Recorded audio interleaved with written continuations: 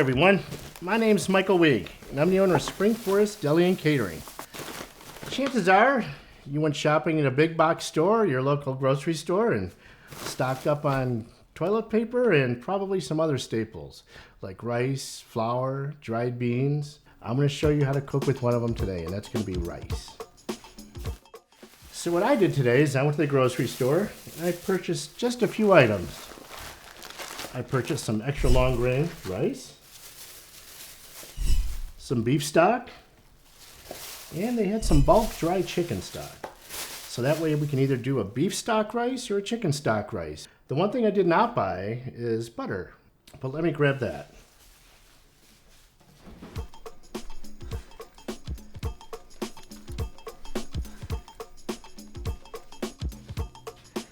This is the butter I use.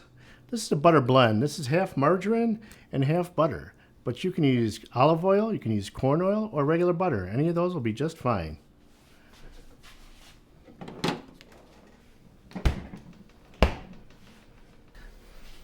Well, here's the butter, and that's all we need. These are all the ingredients we're going to need to make our rice. So now we're going to get started. We're going to need our pot. So first, we're going to take about a tablespoon of butter, put it in our pan, and then the rice. You can use any kind of cup you wish for the rice. We're going to pour it in a cup, and we're going to pour it in the pan. So what we're going to do now is we're going to start sauteing our rice. We're going to get the stove going here. A medium-high heat. What we're just looking to do is melt the butter so we can coat the rice kernels. What that does is it prevents it from sticking. So this butter is all melted and it looks like the rice is coated really nice. So we're going to start adding our beef stock. And we did one rice, so we're going to do 2 on the beef stock.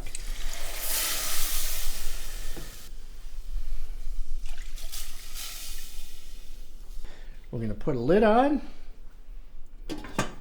and put it to a medium heat, and in about 15 to 20 minutes it should be all done and ready to go. Well, our rice is done, I think, here. So let's take it and plate it up on a plate and see what we have.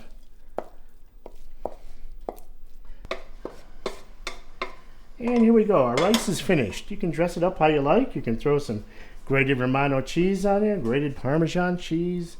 And, by the way, we've got meal number 2 cooking here.